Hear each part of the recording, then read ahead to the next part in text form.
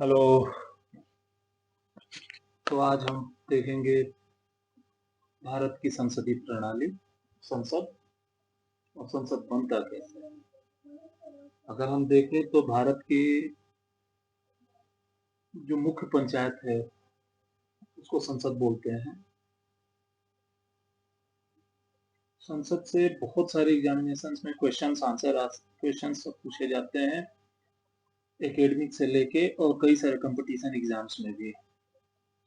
हम एक एक करके देखेंगे कि संसद क्या है, संसद कहते किसे हैं, संसद बनती कैसे है, संसद की कार्यप्रणाली क्या है, संसद के लोग कैसे आते हैं चुन के, कौन उनको इलेक्ट करता है, कौन सेलेक्ट होते हैं और कैसे किया जाता है। उससे ये सब पढ़ने से पहले हम सबसे पहले ये देखेंगे कि संसद की संरचना कैसे होती है। सबसे पहले हम इसमें देखेंगे हमारे टॉपिक में ही, जैसा कि मैंने लिख रखा है, संसदीय पद्धति और प्रक्रिया, भारतीय संसद, संरचना, शक्तियां एवं कार्यप्रणाली। तो हम इसमें देखेंगे कि भारतीय संसद की संरचना क्या है, उसके पावर्स क्या है और उसके फंक्शंस क्या हैं। तो आइए एक एक करके हम स्टार्ट करते हैं। इसमें सबसे पहला है संसद का इंट्रोडक्शन टू ऑफ संसद। जैसा कि आप यहाँ पे देख रहे होंगे,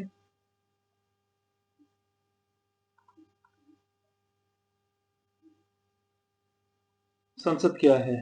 संसद भारत की सर्वोच्च विधायी संस्था है, यानी कि सुप्रीम लेजिस्लेटिव बॉडी है। संसद से ऊपर भारत में और कोई लेजिस्लेटिव बॉडी नहीं है। संसद ही हमारे देश में कानून बनाने का, सरकार की कार्यप्रणाली की समीक्षा करने तथा जनता की आकांक्षाओं को अभिव्यक्त करने का प्रमुख मंच है। देश के विभिन्न कोने से, विभिन्न हिस्सों से, विभिन्न संसदीय क्षेत्रों से जनप्रतिनिधि चुन के संसद पे पहुंचते हैं और अपने क्षेत्र की जनता की बातों को वो रखते हैं। भारतीय संसद से संबंधित जितने भी प्रमुख संवैधानिक अनुच्छेद लिखे हैं, यानी कि आर्टिकल्स हैं, वो आर्टिकल 79 से लेके आर्टिकल 120 तक हैं।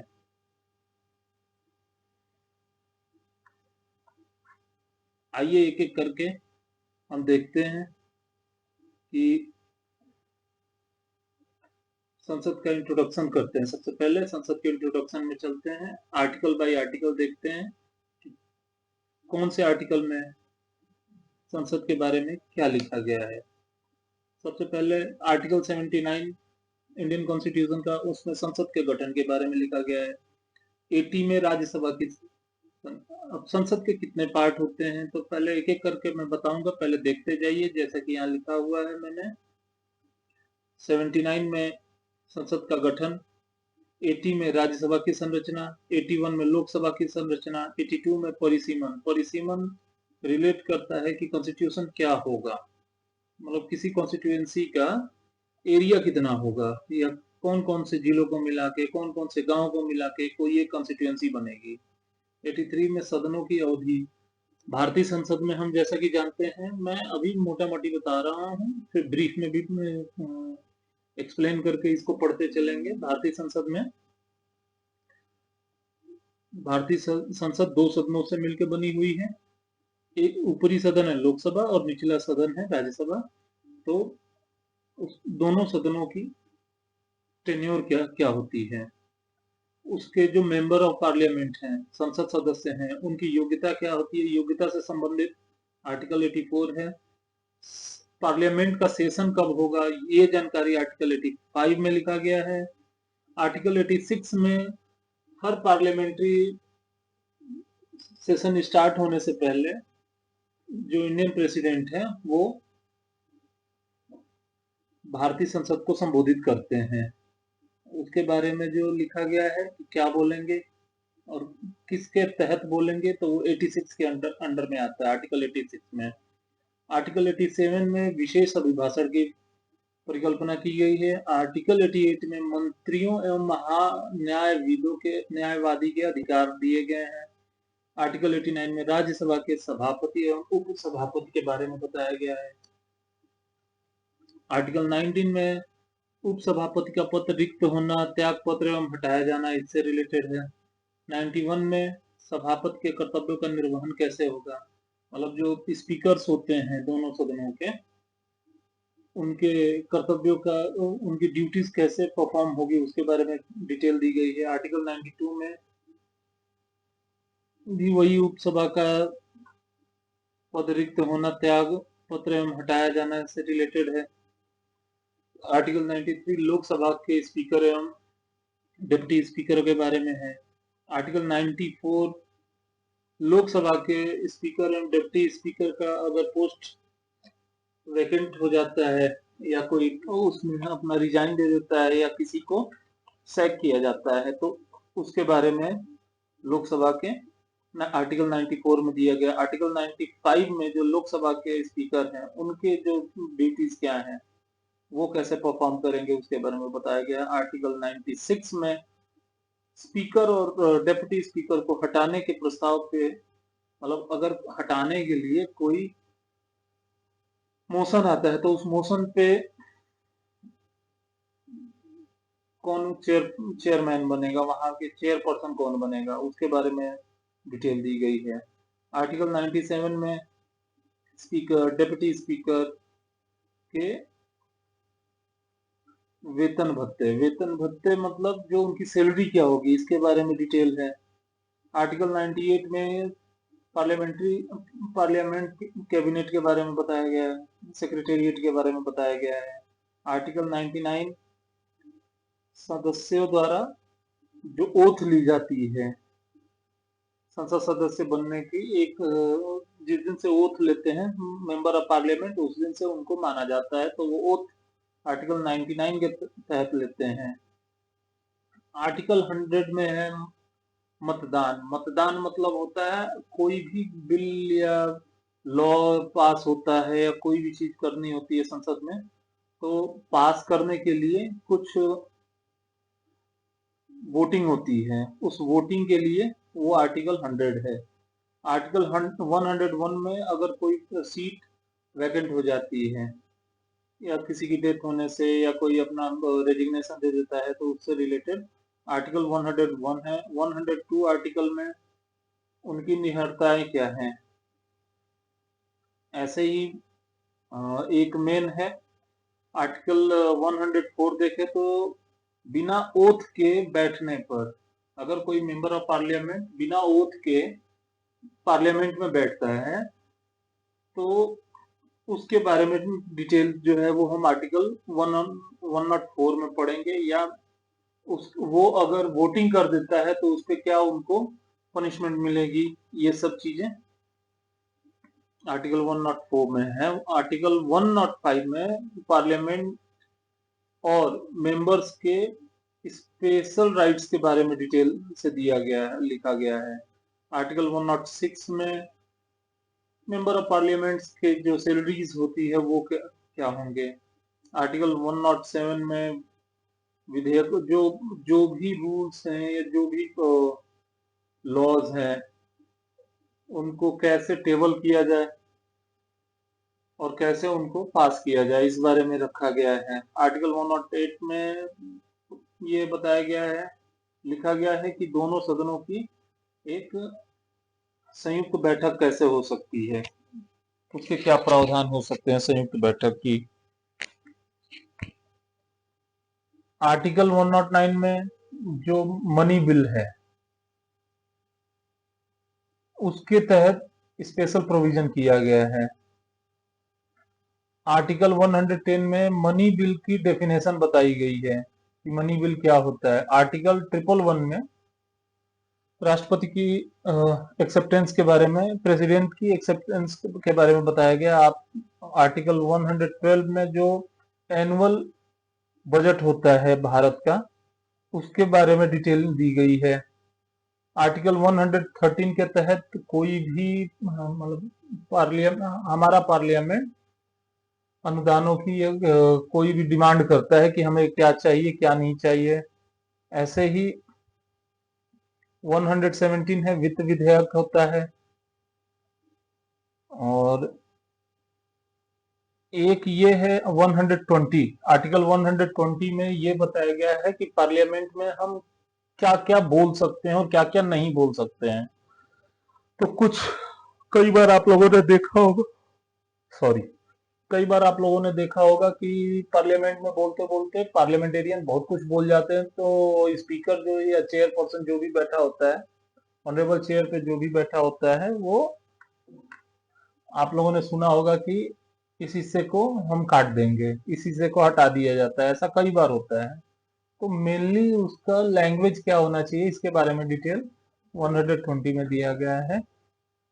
तो आर्टिकल 121 में जो हमारे चीफ जस्टिस हैं, वेदर हाई कोर्ट के हो या सुप्रीम कोर्ट के हो, चीफ जस्टिस यानी जितने जस्टिस हैं हाई कोर्ट और सुप्रीम कोर्ट के, तो उनका बिहेवियर क्या होगा उसके ऊपर एक डिबेट करने का प्रावधान किया गया है।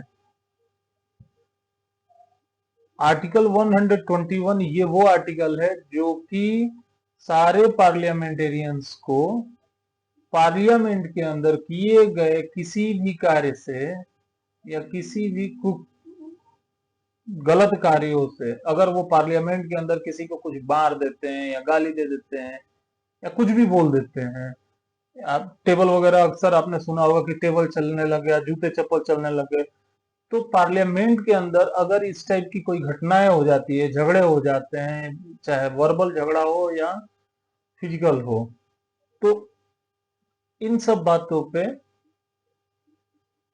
कोर्ट में उनपे कोई मुकदमा नहीं चल सकता, और ये इनको राइट्स देता है आर्टिकल 121। अब आते हैं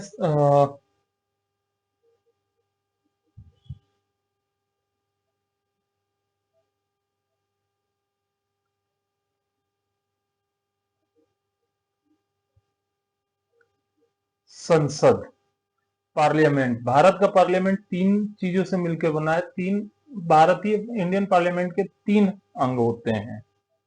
कौन कौन से? एक होता है लोकसभा, एक होता है राज्यसभा, और एक होता है राष्ट्रपति। तो भारतीय संविधान के अनुसार, भारतीय संविधान के आर्टिकल 179 के अकॉर्डिंग तीन अंगों से मिलकर भारतीय संसद की संरचना होती है: president, council of states and house of the people. President, तो प्रेसिडेंट होते हैं वो भारत के फर्स्ट सिटीजन होते हैं, उस चेयर पे जो भी बैठा होता है।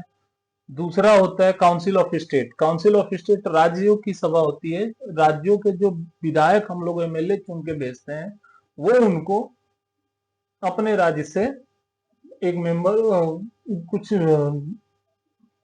एक फिक्स नंबर में मेंबर्स चुन के भेजे जाते हैं, हर राज्य का प्रतिनिधित्व होता है राज्य संसद में, तो वो वहां के एमएलए इलेक्ट करके और भेजते हैं, उनको हम राज्यसभा या काउंसिल ऑफ स्टेट्स कहते हैं। ये सदन संसद का ऊपरी सदन कहलाता है, और संसद का निचला सदन कहलाता है हाउस ऑफ द पीपल। इसमें डायरेक्ट एडल्ट फ्रेंचाइज वोटिंग के तहत लोग इलेक्ट होके आते हैं, जिसमें भारत की आम जनता चुनती है। अब संसद के मेन वर्क क्या क्या है, पार्लियामेंट का मेन वर्क फंक्शन क्या है? तो पार्लियामेंट कानूनों का, किसी भी लॉज का निर्माण करता है, लॉज बनाता है और उसमें अमेंडमेंट करता है। अगर कोई पुराना लॉ है जिसमें कोई कमी रह, करंट टाइम के अकॉर्डिंग या आने वाले टाइम के अकॉर्डिंग वो अपनी जरूरतों को पूरा नहीं कर पा रहा है, तो या तो उसे स्क्वीज कर दिया जाता है या उसमें अमेंडमेंट कर दिया जाता है। जो नेशनल बजट है उसको भी एक्सेप्टेंस पार्लियामेंट ही देता है कि हाँ ठीक है, हम इतने बजट में इस साल काम करेंगे। जो गवर्नमेंट होती है उसको रिस्पॉन्सिबल यानी कि आंसरेबल बनाती है पार्लियामेंट, और नेशनल इंपॉर्टेंस के सब्जेक्ट्स पे चर्चा कर होती है, और बाकी किसी भी कॉन्स्टिट्यूशन अमेंडमेंट में जरूरत होती है तो पार्लियामेंट के अंदर ही किया जाता है। संसद का महत्व क्या है? देखो, लोकतंत्र का सेंटर पिलर होता है पार्लियामेंट। पब्लिक और गवर्नमेंट के बीच का ब्रिज होता है पार्लियामेंट। राष्ट्रीय नीतियों के बनाने का एक प्लेटफॉर्म होता है पार्लियामेंट। सिटीजन्स के राइट्स और डेमोक्रेटिक एथिक्स, डेमोक्रेटिक वैल्यूज की जो रक्षा करता है हमारा पार्लियामेंट। देखो, आर्टिकल 79 में ये लिखा गया है कि संघ के लिए एक संसद होगी जो राष्ट्रपति तथा दोनों सदनों, राज्यसभा और लोकसभा से मिलकर बनेगी। भारत ने संसदीय प्रणाली को अपनाया है जिसमें कार्यपालिका संसद के प्रति उत्तरदायी होती है। भारत ने ब्रिटिश संसदीय प्रणाली को अपनाया है जिसमें कार्यपालिका संसद के प्रति आंसरेबल होती है। मतलब जैसा ब्रिटिश का पार्लियामेंट सिस्टम है ब्रिटेन का, ठीक वैसा ही हाउस ऑफ पीपल और राज्यसभा, ऊपरी सदन और नीचे निम्न सदन से मिलके ब्रिटेन का भी एक पार्लियामेंट बनता है। ब्रिटेन का पार्लियामेंट तीन चीजों से मिलके बनता है। वहां का क्राउन, और वहां भी एक ऊपरी सदन है और एक निम्न सदन है, निचला सदन है। ठीक वैसे ही भारत में क्राउन की जगह प्रेसिडेंट है और लोकसभा और राज्यसभा है। संसद का लेजिस्लेटिव जुरिडिक्शन क्या होता है पार्लियामेंट का? पार्लियामेंट का जो जुरिडिक्शन है वो उन विषयों और कंडीशंस को दिखाता है जिन पर संसद कानून बना सकती है। भारतीय संविधान ने जितनी भी शक्तियां हैं, शक्तियों को केंद्र और राज्यों के जितने भी पावर्स हैं, जितने भी कॉन्स्टिट्यूशनल पावर्स हैं, उन सबको केंद्र और राज्यों के बीच में बांट रखा है। अब कॉन्स्टिट्यूशनल पावर के अकॉर्डिंग भारत के पास 3 लिस्ट होती है संसद की। एक होती है यूनियन लिस्ट, एक होती है कंकरन लिस्ट और एक होती है स्टेट लिस्ट। यूनियन लिस्ट में केवल और केवल वो सेंट्रल गवर्नमेंट का काम होता है। इसमें केवल और केवल पार्लियामेंट ही लॉ बना सकती है। अब इसमें क्या होता है, ऐसा समझिए कि पूरा वो टॉपिक जिससे कि पूरा का पूरा नेशन, पूरा का पूरा इंडिया इफेक्ट करे, जिसको जो लॉ पूरे के पूरे इंडिया पे एक साथ अप्लाई करे या इंडियन सिटीजन्स को प्रभावित करें, उसके लिए उसके जितने भी उसके टॉपिक्स हैं वो संघ सूची में आते हैं। इनका लॉ केवल और केवल संसद बनाती है। अब इसमें क्या क्या होते हैं? अब जैसे डिफेंस है, डिफेंस केवल डिफेंस का मतलब कि केवल सपोज कीजिए यूपी का डिफेंस नहीं, डिफेंस मतलब पूरे भारत का डिफेंस। अब हमारी फोर्सेस हैं, आर्मी, एयरफोर्स, नेवी या सीएपीएफ हैं, आती वो डेफिनेटली होम मिनिस्ट्री के अंडर है, एक्सटर्नल अपने गृह मंत्रालय के अंडर आती है। बट होता क्या है कि उनको डिफेंस मिनिस्ट्री के अंतर्गत 3 चीजें आती हैं, आर्मी, एयरफोर्स, नेवी। तो ये आर्मी, एयरफोर्स, नेवी ये पूरे इंडियन बॉर्डर लाइन को सिक्योर करते हैं। जो फॉरेन अफेयर्स हैं, फॉरेन अफेयर्स मतलब विदेश मंत्रालय का काम। तो विदेशों से हमारे कैसे ताल्लुकात रहेंगे, कैसे लिंक रहेंगे, कैसे अच्छे रहेंगे, बुरे रहेंगे, क्या करना है विदेशों के साथ, कैसे बातें करनी है, किस तरीके से उनके साथ अपना बिहेवियर रखना है, ये विदेश नीति कहलाती है। जो हमारी मुद्रा और बैंकिंग सिस्टम है, मुद्रा मतलब मनी और बैंकिंग सिस्टम है। आप देखिए, ऐसा तो है नहीं कि यूपी में कोई और 10 का नोट चलता है और तमिलनाडु का 10 का नोट अलग है या फिर गुजरात का अलग है, ऐसा तो कुछ है नहीं। तो जो भी मनी से रिलेटेड काम होगा और बैंकिंग से रिलेटेड चीजें हैं, वो पूरा का पूरा यूनियन लिस्ट है। रेलवे, रेलवे यूनियन लिस्ट में आता है। कम्युनिकेशन, ये भी यूनियन लिस्ट में आता है। पहले कम्युनिकेशन का होता था आपका पोस्ट ऑफिस, यानी कि थ्रू पोस्टल हम लोग कम्युनिकेट करते थे। अब बहुत सारी चीजें आ गई, अब जैसे टेलीफोन आ गया है, टेलीफोन से बढ़ते बढ़ते मोबाइल आ गया है, इंटरनेट आ गया है, तो ये पूरा का पूरा, सॉरी, पूरा का पूरा यूनियन लिस्ट में आता है। दूसरा होता है कंकरन लिस्ट। कंकरन लिस्ट वो लिस्ट होती है जिसमें of India states of India और इंडियन स्टेट, मतलब भारतीय राज्य और संसद, राज्य सरकार और केंद्र सरकार दोनों के अंदर कानून, दोनों ही कानून बना सकते हैं। अब जैसे देखो, एजुकेशन है, एजुकेशन क्या है, एजुकेशन किसी राज्य में भी शिक्षा मंत्रालय होता है और देश का भी शिक्षा मंत्रालय होता है। आज के हिसाब से देखें तो राज्य का शिक्षा मंत्री हर राज्यों के अलग अलग है और देश के मिस्टर भूपेंद्र जी हैं, भूपेंद्र यादव हैं। फॉरेस्ट लैंड है, फॉरेस्ट लैंड हर स्टेट की अलग है और वो फॉरेस्ट का जो भी लॉ होगा इंडिया भी बना सकता है और स्टेट का विधानसभा भी बना सकता है, इंडियन का पार्लियामेंट बना सकता है और विधानसभा भी बना सकता है। दूसरा एक सबसे बड़ा है कि शादी कैसे होगी और डाइवोर्स कैसे होगा, ये भी कॉन्करेंट लिस्ट में आता है। श्रम कल्याण, श्रम कल्याण में लेबर लॉज जो होता है, लेबर का वेलफेयर कैसे करना है, लेबर लॉज जिसे कहते हैं, तो ये स्टेट लिस्ट भी है और सेंट्रल लिस्ट भी है। इसे कॉन्करेंट लिस्ट के अंतर्गत रखा जाता है। एक है स्टेट लिस्ट, थर्ड है स्टेट लिस्ट। अब स्टेट लिस्ट से रिलेटेड जितने भी लॉज हैं, सामान्यतः देखे जाएं तो विधानमंडल ही इस पे लॉज बनाते हैं। जैसे कि पुलिस है, लोगों की व्यवस्था कैसे करनी है, एग्रीकल्चर है, हेल्थ है और स्थानीय शासन कैसे चलेगा। अब संसद राज्य सूची पर यानी कि स्टेट लिस्ट पर कानून कब बना सकती है? पहला, राष्ट्रहित में।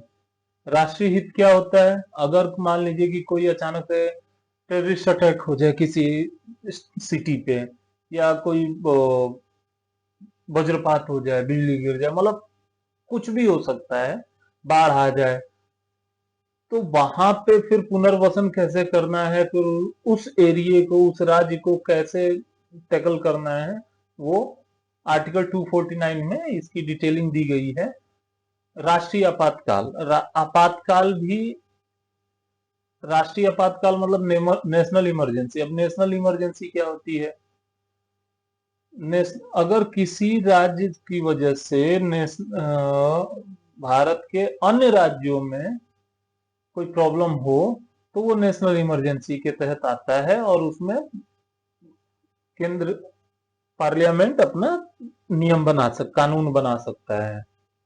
अगर दो या दो से अधिक भारतीय राज्य कोई रिक्वेस्ट करे कि हमें इस लॉ पे काम, अब जैसे जीएसटी एक, आप लोगों ने सुना होगा आजकल जीएसटी चलता है। जीएसटी डायरेक्ट सेंट्रल बिल नहीं हुआ था। जीएसटी पहले, अब देखिए जीएसटी है और टैक्स है, वैट है। अब देखिए जीएसटी पहले 14 राज्यों ने जब बोला, भारत में है कि अगर 14 राज्य भी बोल देते हैं तो वो एक सेंट्रल लॉज हो जाता है। तो कुछ राज्यों ने जीएसटी का अनुरोध, रिक्वेस्ट किया कि ठीक है हम जीएसटी लगाते हैं, तो जीएसटी बिल आ गया। अब वहीं पे कुछ कांग्रेस, अब ये लिकर को भी लाने को कह रहे थे, तो सबसे पहले भाजपा के ही एक राज्य ने उसका विरोध किया, लिकर को और पेट्रोलियम को जीएसटी में लाने से, और दूसरा दिल्ली स्टेट ने किया। तो जब दो राज्यों ने बोल दिया तो उसके देखा देखी और राज्य भी बोले, तो दो राज्यों के ही बोलने से कानून बन गया। अब अंतरराष्ट्रीय संधियां जो होती हैं, इंटरनेशनल ट्रीटीज होती हैं, उनमें कार्य कैसे किया जाएगा? उन अब ये सीधे सीधे एक्सटर्नल अफेयर्स मिनिस्ट्री हो जाता है, तो एक्सटर्नल अफेयर्स मिनिस्ट्री का सारा काम चाहे वो राज्य से ही डील करे। अब हो सकता है कि कोई राज्य जाके सीधे सीधे किसी अदर कंट्री से डील कर सकता है, बट वो भारतीय राज्य के नाम पे जाके डील करेगा, ना कि वो भारत। अब आप ऐसे सोचिए कि उत्तर प्रदेश के मुख्यमंत्री है वो जाके जापान के प्रधानमंत्री या राष्ट्रपति से डील करते हैं कि हमें ये चीज चाहिए, आइए हमारे यहाँ व्यापार कीजिए, ये तो वो कह तो देंगे, लेकिन वो पूरी की पूरी ट्रीटी जो होगी जापान और उत्तर प्रदेश के बीच में ना होके, वो मेन फोकस उसका उत्तर प्रदेश होगा। जापान की पूरी इन्वेस्टमेंट उत्तर प्रदेश में आएगी, लेकिन वो सिर्फ उत्तर प्रदेश के साथ ना होके वो भारत और जापान के बीच में होगा। तो ऐसे चलता है। अब राष्ट्रपति क्या होता है इसके बारे में हम अलग से एक कंप्लीट पढ़ेंगे, बट अभी फिलहाल में देख लेते हैं कि राष्ट्रपति क्या होता है। देखिए, राष्ट्रपति जैसा कि आपने देखा संसद का अभिन्न अंग होता है। राष्ट्रपति जो हमारे भारत के राष्ट्रपति हैं वो संसद सत्र बुलाते हैं, संसद सत्र को संबोधित करते हैं, जितने भी बिल्स टेबल होते हैं, पास होते हैं, लॉज बनते हैं, उनको वो एक्सेप्टेंस देते हैं। राष्ट्रपति के after signatory of the president of India ही कोई भी बिल भारतीय जनता के लिए कानून बनता है। अध्यादेश जारी किए जाते हैं। अब अध्यादेश क्या होता है? अध्यादेश होता है कि जब कभी भारतीय संसद न चल रही हो और अचानक से कोई कानून बना के भारत सरकार अध्यादेश जारी करती है। अध्यादेश मतलब एक मिड टर्म लॉज लाती है, बट उस लॉज को तो वो प्रेसिडेंट लाते हैं। प्रेसिडेंट बताते हैं कि ये आज से ये लॉ होगा, बट उस लॉज के बारे में नियम ये है कि विद इन 6 मंथ भारतीय संसद से उस लॉ को पास करना होगा, तब वो उस बिल को पास करना होगा, तब वो लॉ बन जाएगा। कई सारे केसेस में ऐसा हुआ है। संसद को संबोधित करते हैं, स्पीच देते हैं, वो तो है ही प्रेसिडेंट का। दूसरा, काउंसिल ऑफ स्टेट्स क्या होता है? काउंसिल ऑफ स्टेट्स यानी कि राज्यसभा। राज्यसभा संसद का ऊपरी सदन है, उच्च सदन है। इसमें राज्य और केंद्र शासित दोनों प्रदेशों का, राज्यों और केंद्र शासित प्रदेशों का प्रतिनिधित्व होता है। अच्छा, राज्यसभा के बारे में एक और अच्छी बात यह है कि राज्यसभा भारत का स्थायी सदन होता है। राज्यसभा कभी भी भंग नहीं होती है। राज्यसभा जब से बनी है तब से लगातार फंक्शन है। राज्यसभा में क्या होता है कि राज्यसभा के जो मेंबर ऑफ पार्लियामेंट हैं, एमपी हैं, वो हर 2 साल में 1/3 सदस्य अपने आप सेवा मुक्त हो जाते हैं। राज्यसभा के सदस्यों का जो कार्यकाल होता है वो 6 साल के लिए होता है। हर 2 साल में 1/3 सदस्यों का कार्यकाल खत्म हो जाता है। अभी तक राज्यसभा के सदस्यों की अधिकतम संख्या 250 रखी गई थी। अब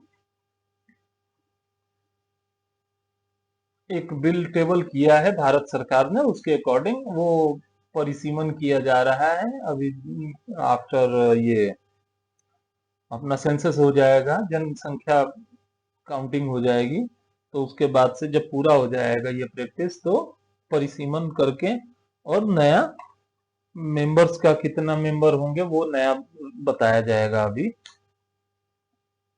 अच्छा, राज्यसभा भारतीय संसद का उच्च सदन है। राज्यों की परिषद भी कहा जाता है राज्यसभा को। अब इसका जो मेन उद्देश्य है वो राज्य और केंद्र शासित प्रदेशों को संघीय शासन व्यवस्था में प्रतिनिधित्व प्रदान करता है। अब देखिए, एमएलए तो डायरेक्ट आएंगे नहीं अपनी बात रखने के लिए, तो भारतीय राज्य भी अपनी बात वहां रख सकें पार्लियामेंट में आके, तो उसके लिए वो अपना प्रतिनिधि भेजते हैं, वो अपना रिप्रेजेंटेटिव भेजते हैं। वही representative member of parliament in Rajya Sabha होते हैं। अब ये राज्यसभा की जो व्यवस्था है वो आर्टिकल 80 में की गई है। अब इसका कंपोजिशन क्या है राज्यसभा का? राज्यसभा का अधिकतम नंबर ऑफ मेंबर्स का वो है 250।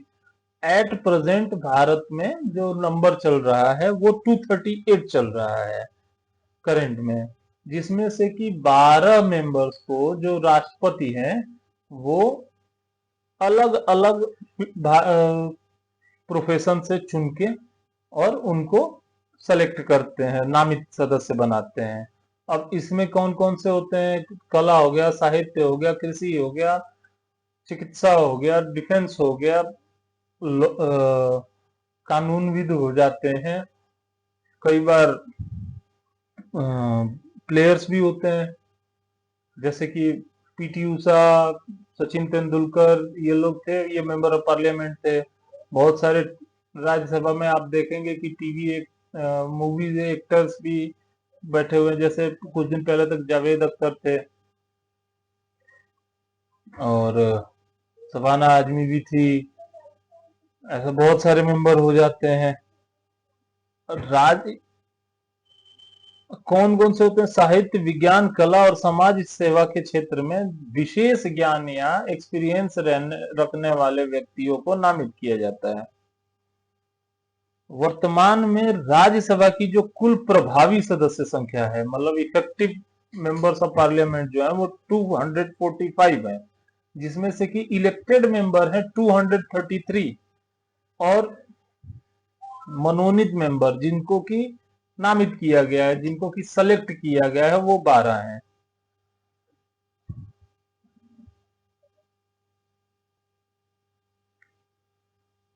अब इनका सिलेक्शन का प्रोसेस क्या होता है राज्यसभा के मेंबर्स ऑफ पार्लियामेंट का, वो देखते हैं। जितने भी राज्यसभा के मेंबर्स होते हैं उनका जो इलेक्शन होता है वो भारतीय इंडियन पब्लिक डायरेक्टली नहीं करती है।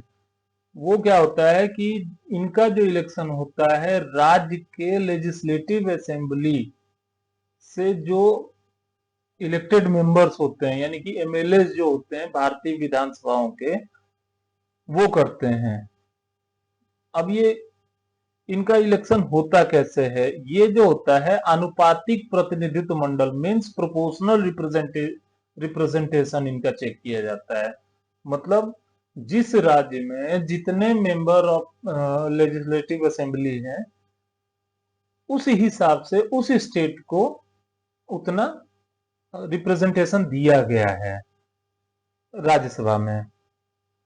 अच्छा, इसमें सिंगल ट्रांसफरेबल वोट सिस्टम होता है, यानी कि एक एमएलए एक वोट करेगा। जैसे हम लोग करते हैं ना नॉर्मल, अगर देखें तो एडल्ट फ्रेंचाइज जितने भी होते हैं उसमें एक आदमी एक वोट जाके देता है अपने वोटिंग के समय। सेम वैसा ही एकल संक्रमणीय मत यानी कि सिंगल ट्रांसफरेबल वोटिंग ही होती है। अब राज्यसभा के कार्यकाल के बारे में आर्टिकल 83(1) में बताया गया है। इसमें यह बताया गया है कि राज्यसभा एक परमानेंट हाउस है, इसे कभी भी बंद नहीं किया, मतलब कभी भी भंग नहीं किया जा सकता, यानी कि ये कभी इसको तोड़ा नहीं जाएगा, रोका नहीं जाएगा। जितने भी मेंबर होते हैं प्रत्येक मेंबर का जो टेन्योर होता है वो 6 इयर्स का होता है और हर 2 इयर्स के बाद टेंटेटिवली 1/3 जो मेंबर है वो अपने आप उनका कार्यकाल यानी कि टेन्योर खत्म हो जाता है, समाप्त हो जाता है। अब मेंबर बनने की इनकी शर्तें क्या है, कौन कौन सी एलिजिबिलिटी क्या है, कौन व्यक्ति मेंबर बन सकता है, इसके बारे में डिटेल जो दिया गया है वो आर्टिकल 84 में लिखा गया है। सबसे पहला, भारत का नागरिक होना चाहिए, कम से कम 30 साल का होना चाहिए और पार्लियामेंट के द्वारा जितनी भी एलिजिबिलिटी है, अदर एलिजिबिलिटी दी गई है, वो सारी फुलफिल करनी चाहिए। अब इसके बाद आता है कि राज्यसभा का चेयरमैन कौन होगा। तो राज्यसभा का चेयरमैन जो होता है वो भारत का उपराष्ट्रपति होता है। राज्यसभा का जो चेयरमैन होता है वो उपराष्ट्रपति होता है और उपराष्ट्रपति राज्यसभा का पदेन सभापति होता है, मतलब एक सेकेंड।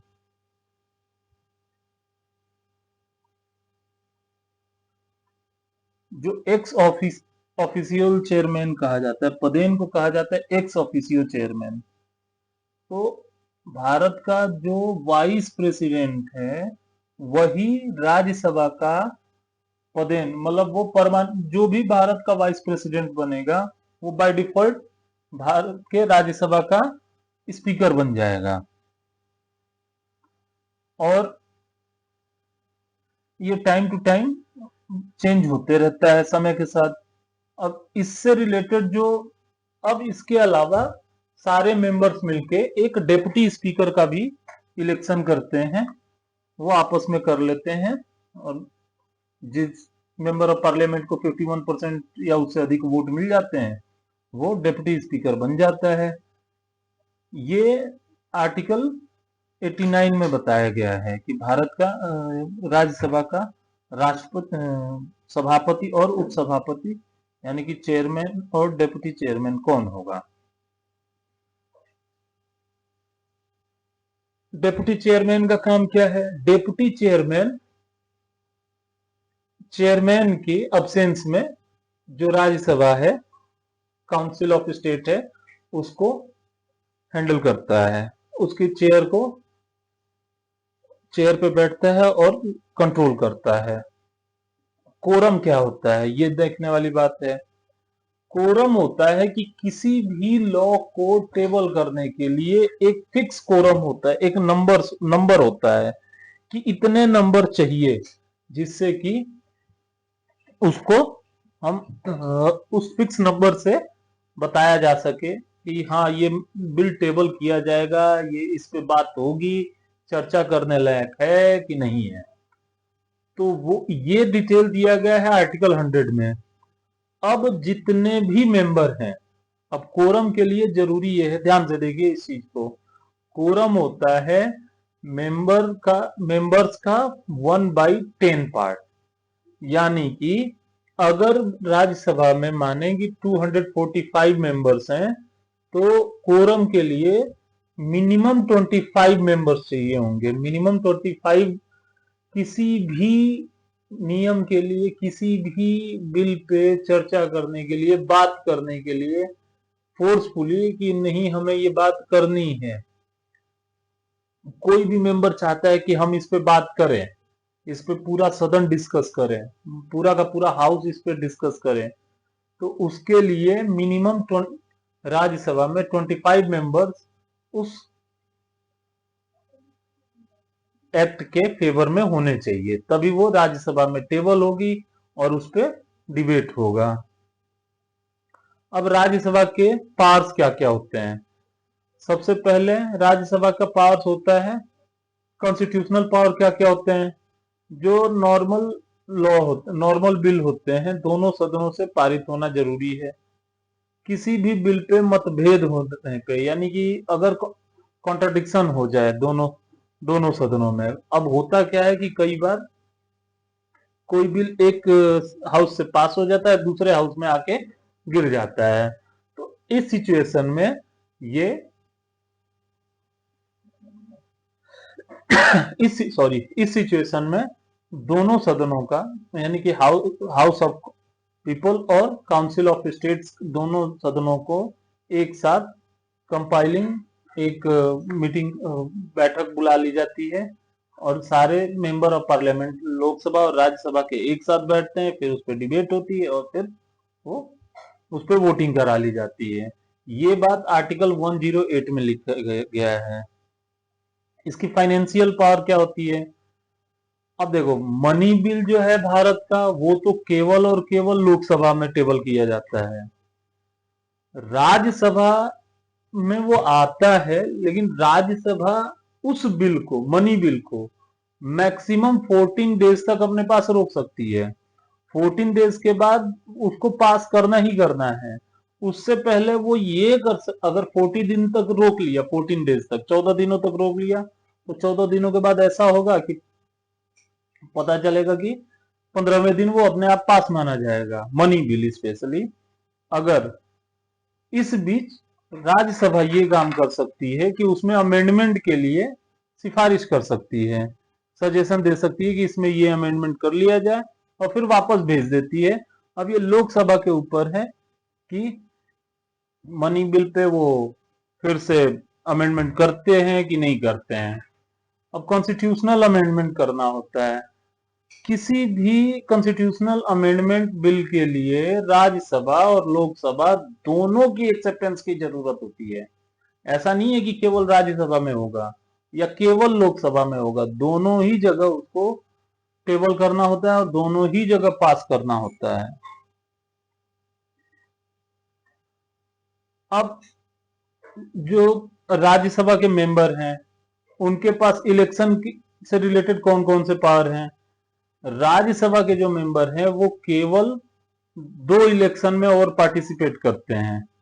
एक है प्रेसिडेंट ऑफ इंडिया का जो इलेक्शन होता है उसमें वो पार्टिसिपेट करते हैं, दूसरा वाइस प्रेसिडेंट ऑफ इंडिया के इलेक्शन में पार्टिसिपेट करते हैं। अब जुरिडिक्शनल पावर क्या क्या है उनके पास। जुरिडिक्शनल पावर में ये है कि राज्यसभा के जो मेंबर हैं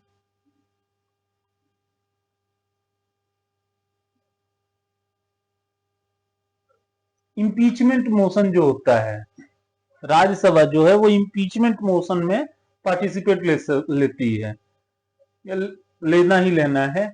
और प्रेसिडेंट पे भी इम्पीचमेंट मोशन लाया जा सकता है। इम्पीचमेंट मोशन क्या होता है, सबसे पहले तो ये समझने वाली बात है कि इम्पीचमेंट होता क्या है। इम्पीचमेंट मतलब किसी भी लॉ को ऐसा लगे कि किसी भी लॉ को लेके गलत कर देना, ब्रेक कर देना, तो उसके खिलाफ किसी फोरम पे आके उस पे कोई भी उनको सामने रख के और उसके बारे में उनको दोषी ठहराना, वो इम्पीचमेंट मोशन कहलाता है। अब ये अभी हुआ था, जैसे लोकसभा में हुआ था अभी, इसमें बजट सेशन में ही हो गया था लोकसभा के स्पीकर पे इम्पीचमेंट मोशन आ गया था, ओम बिरला, माननीय ओम बिरला पे। कांग्रेस और विपक्षी पार्टियों ने इम्पीचमेंट मोशन लाया था। तो इम्पीचमेंट मोशन के लिए मेंबर ऑफ पार्लियामेंट के जितने मेंबर्स होते हैं उनका 1/10 मेंबर उस मोशन पे साइन किए हो, तभी उस पर्टिकुलर पर्सन पे या इंस्टीट्यूशन पे इम्पीचमेंट मोशन लाया जा सकता है। सर्वोच्च सुप्रीम कोर्ट और हाई कोर्ट के जो जजेस हैं उनको हटाने की भी जो प्रोसेस होती है वो राज्यसभा में किया जाता है। अब राज्यसभा की कुछ स्पेशल पावर होती है, वो क्या होती है। आर्टिकल 249 में अगर राज्यसभा प्रेजेंट जितने भी मतदान करने वाले मेंबर हैं, जितने भी मेंबर अवेलेबल है राज्यसभा में, अगर 2/3 मेजोरिटी से कोई भी बिल पास कर देते हैं तो संसद राज्य सूची के विषयों पे यानी कि स्टेट लिस्ट के सब्जेक्ट पे कानून बना सकती है। राज्यसभा में प्रेजेंट और जितने भी प्रेजेंट मेंबर है, अगर कोई बिल टेबल किया जा रहा है कि, तो उसके लिए उसको 2/3, मान लो कि 100 लोग हैं तो 100 लोगों का 2/3 कितना हो जाएगा, 51% से ऊपर हो गया। तो इतने मेंबर चाहिए, लगभग लगभग 2/3 हो गया तुम्हारा 60। 100 में से 100 मेंबर अगर बैठे हुए हो और 60 मेंबर हैं, 60 मेंबर अगर उस बिल के बारे में उस बिल को पास करते हैं तो ऐसा माना जाता है कि हाँ, अब जो पार्लियामेंट है वो स्टेट लिस्ट, इस स्टेट लिस्ट के सब्जेक्ट पे लॉ बना सकती है, बारे में टॉपिक पे लॉ बना सकती है। ये एक है आर्टिकल 312। अच्छा, जितनी ऑल इंडिया सर्विसेज हैं, ऑल इंडिया सर्विसेज मतलब तुम्हारा यूपीएससी से रिलेटेड जो सर्विसेज हैं, ऑल इंडिया स्पेशली यूपीएससी की सर्विसेज, वो राज्यसभा के विशेष प्रस्ताव द्वारा बनाई जा सकती हैं। स्पेशल परमिशन दिया जाता है ऑल इंडिया सर्विसेज के लिए। जैसे आईएएस कैसे बनाएंगे, कितना आईएएस बनाना है इस साल, कितना आईपीएस बनाना है, ये इस पर्टिकुलरली ये केवल राज्यसभा में होता है, ये लोकसभा में नहीं होता है। इसलिए इसको स्पेशल पावर बोला जाता है। बस यही एक चीज है कि जो राज्यसभा का लोकसभा से अलग है। कौन कौन सी चीजें हैं? एक तो स्टेट लिस्ट पे कानून बनाने के लिए, और दूसरा यूपीएससी के सिलेक्शन के लिए, जो आईएएस आईपीएस का सिलेक्शन होता है उनके सिलेक्शन के लिए। ये दो ऐसे टॉपिक हैं जो केवल राज्यसभा में होते हैं। अब आता है हमारा लोकसभा। लोकसभा भारतीय संसद का लोअर हाउस है। इसे हाउस ऑफ द पीपुल भी कहा जाता है। लोकसभा नाम में देखिए, लोक, लोक मतलब लोग, लोगों की जो सभा है उसे लोकसभा कहते हैं। अब इसे लोकसभा या हाउस ऑफ द पीपुल इसलिए कहा जाता है क्योंकि इसके जो मेंबर हैं वो भारतीय जनता द्वारा डायरेक्टली इलेक्ट किए जाते हैं।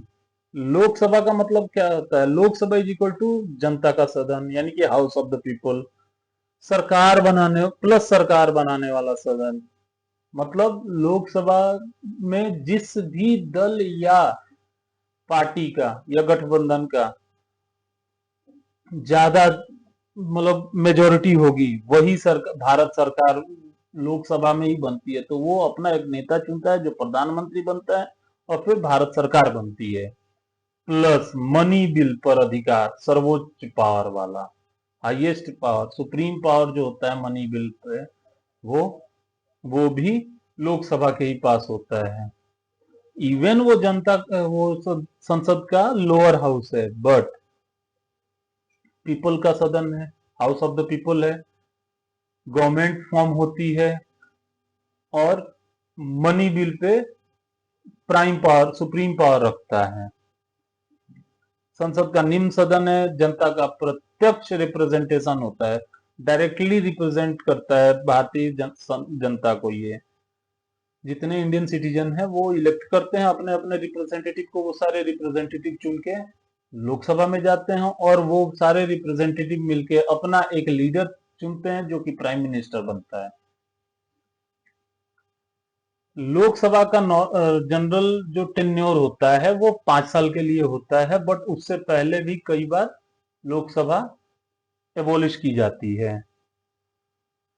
लोकसभा गवर्नमेंट की आंसरेबल को फिक्स करती है कि हाँ आप इस पे आंसरेबल हो।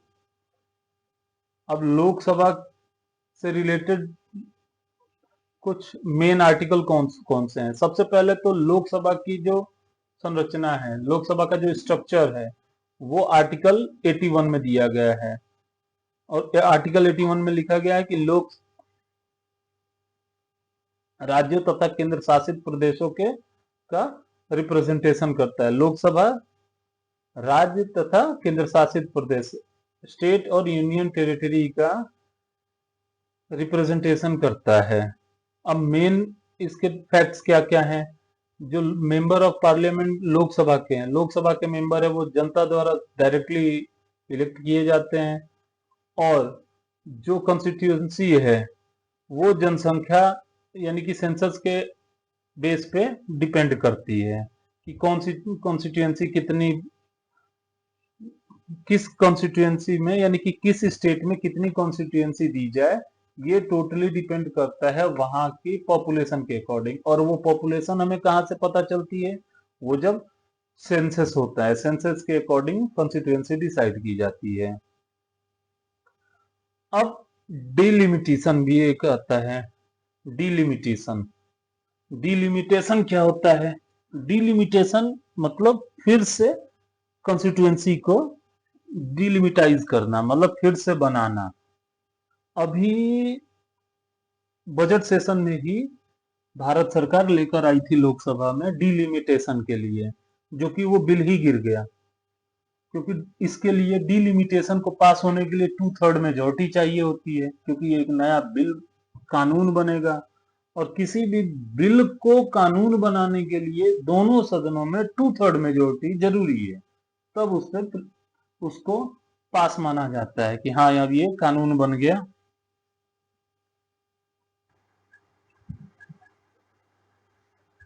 अब डिलिमिटेशन के लिए कानून लेकर आ रहे थे। वो कानून में ये था कि लोकसभा के मेंबर्स का जो नंबर है वो बढ़ के 812 हो जाएगा, मतलब 545 से सीधे 812।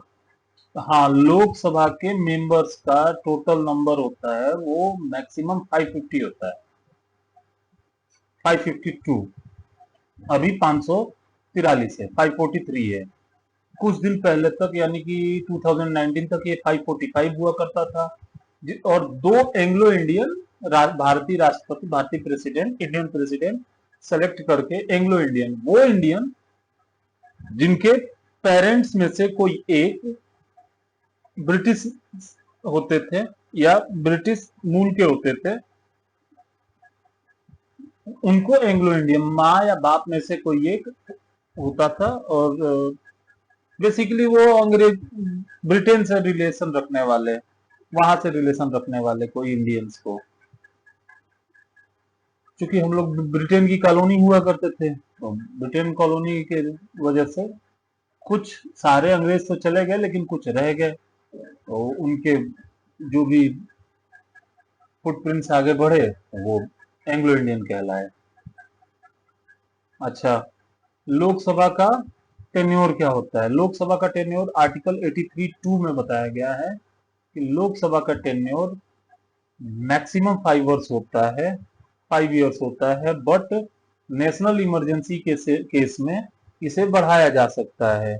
जैसे 71 की जो लोकसभा थी, 71 में लोकसभा भंग करके इलेक्शन हुआ था, तो 72 में जब इंदिरा गांधी जीती थी तो उन्होंने 75 में इलेक्शन होना चाहिए था, तो उन्होंने इमरजेंसी इम्पोज कर दिया था, तो 77 तक 2 साल उस टेन्योर को बढ़ा दिया गया था। तो वो नेशनल इमरजेंसी लगाई गई थी, इस वजह से बढ़ाया गया था। अब नेशनल इमरजेंसी के टाइम पे ये टेन्योर बढ़ाया जा सकता है, बट जो प्रेसिडेंट है वो समय से पहले, मतलब 5 साल से पहले इसे एबोलिश भी कर सकते हैं। इसीलिए लोकसभा को परमानेंट हाउस नहीं कहा जाता है, ये टेम्परेरी हाउस है। ये जब तक मेजोरिटी है गवर्नमेंट की तब तक लोकसभा फंक्शन में है, गवर्नमेंट की मेजोरिटी खत्म हुई, लोकसभा डिसफंक्शन हो जाती है। आर्टिकल 84 लोकसभा के मेंबर बनने की एलिजिबिलिटी बताता है। और लोकसभा के मेंबर बनने की एलिजिबिलिटी है, मिनिमम एज जो है वो 25 ईयर्स है। बाकी इंडियन सिटीजन होना चाहिए, पढ़ा लिखा होना चाहिए, पागल या दिवालिया नहीं होना चाहिए, और जनता से जीत के आना चाहिए। अब आर्टिकल 85 क्या कहता है? सेशन, स्थगन और विघटन, मतलब एबोलिश और सेशन को बुलाना। अब इसमें राष्ट्रपति क्या करता है कि जो पार्लियामेंट का सेशन है वो राष्ट्रपति बुलाते हैं और उसके एयर एंड को बताते हैं कि हाँ अब इस साल का ये हो गया, इस साल का नहीं, इस टेन्योर का, जैसे 3 टेन्योर चलता है पार्लियामेंट, लोकसभा का 3 बार चलता है एक साल में, तो राष्ट्रपति आते हैं, फिर राष्ट्रपति बताते हैं कि इस बार का ये पूरा हो गया। लोकसभा को एबोलिश भी करते हैं राष्ट्रपति। एक मेन चीज ये है कि लोकसभा के, मेन फैक्ट ये है इसमें कि लोकसभा के 2 सेशन के बीच में टाइम 6 मंथ से ज्यादा नहीं हो सकता, मैक्सिमम 6 मंथ होता है। 6 मंथ के अंदर अंदर लोकसभा का टेन्योर, लोकसभा का सेशन लाना ही लाना है। आर्टिकल 93 लोकसभा के स्पीकर और डेप्यूटी स्पीकर के बारे में बताता है कि कौन होंगे कौन नहीं होंगे। लोकसभा अपने सदस्यों में से स्पीकर और डेप्यूटी स्पीकर दोनों का इलेक्शन करती है, सारे मेंबर मिलकर इलेक्ट करते हैं। आर्टिकल 94 बताता है कि अगर लोकसभा के स्पीकर का पोस्ट वैकेंट हो जाए खाली हो जाए तो क्या होता है, पद से हटाने के लिए उनकी मेंबरशिप खत्म किस किस कंडीशन पे होगी, या किस कंडीशन पे वो अपना पोस्ट छोड़ सकते हैं, अपना रेजिग्नेशन दे सकते हैं, ये आर्टिकल 94 बताता है। स्पीकर के अब्सेंस में डिप्टी स्पीकर लोकसभा का सेशन रन करते हैं, ये आर्टिकल 95 में बताया गया है। आर्टिकल 96 में बताया गया कि किसी भी स्पीकर या डिप्टी स्पीकर को हटाने के प्रस्ताव पे वो खुद नहीं बैठ सकते। यानी कि अब सपोज कीजिए कि ओम बिरला पे, सपोज क्या करना, ओम बिरला पे इम्पीचमेंट मोशन आया था, तो इसका मतलब ये नहीं है कि उस सेशन को चेयर करें वो बैठ के, तो ओम बिरला चेयर कर भी नहीं रहे थे उस सेशन को, तो जिसको हटाने का प्रस्ताव आया है उसके लिए वो चेयर पे बैठ नहीं सकता है। आर्टिकल 99 बताता है कि लोकसभा का स्पीकर और डिप्टी लोकसभा के स्पीकर जो अपना ओथ लेते हैं उसके बारे में।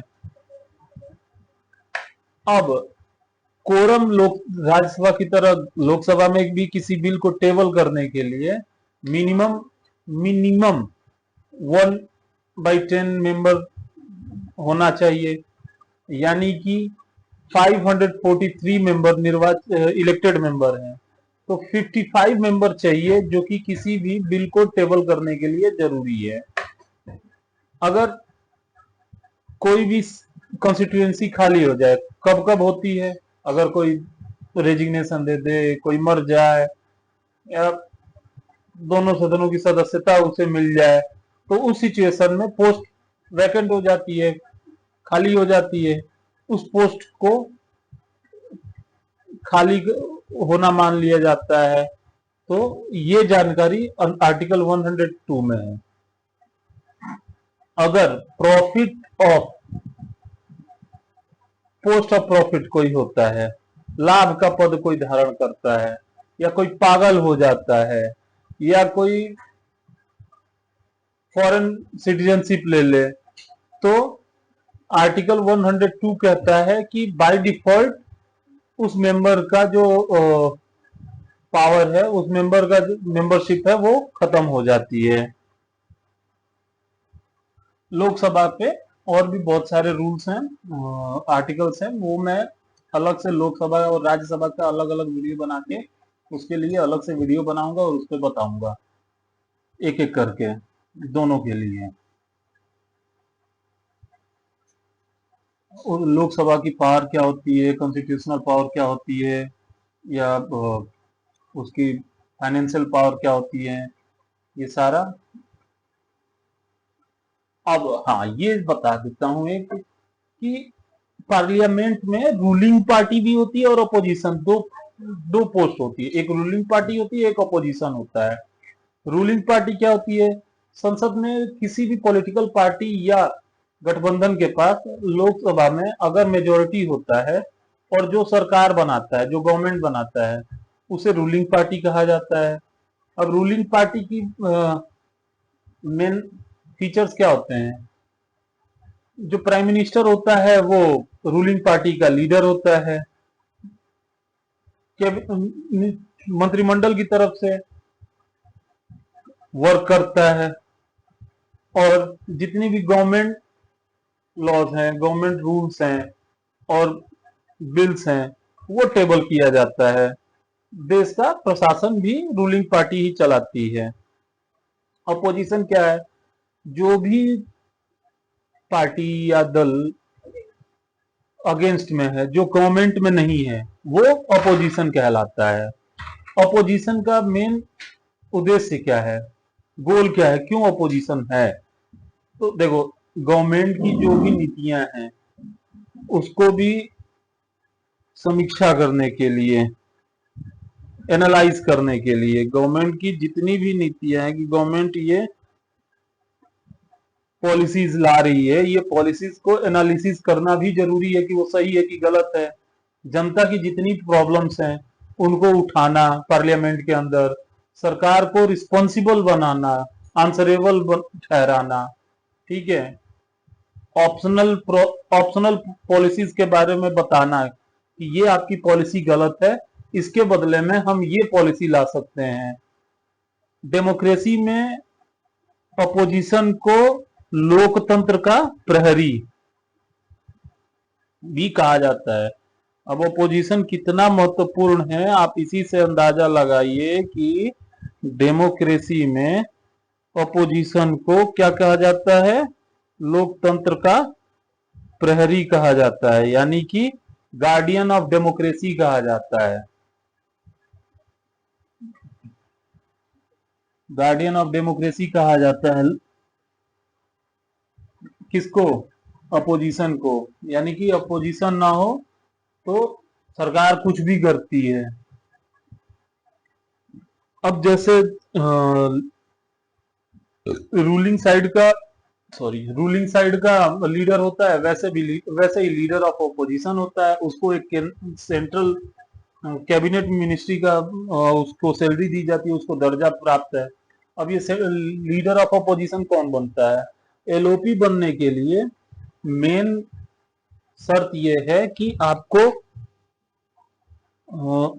जितने मेंबर्स हैं आप लोकसभा के, जैसे कि 543 मेंबर्स हैं, तो जिस भी दल का के पास 55 मेंबर्स होंगे मिनिमम, वो दल एलओपी बनने के लिए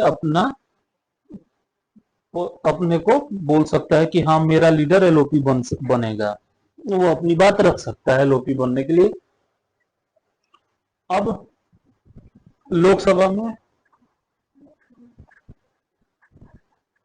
लोकसभा में कुल जैसे कि 543 मेंबर हैं, तो मिनिमम 10% चाहिए लोकसभा और राज्यसभा दोनों में।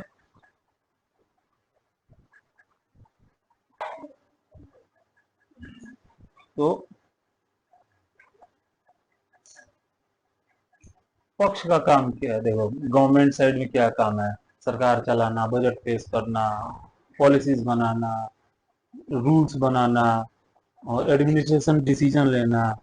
अपोजिशन साइड का काम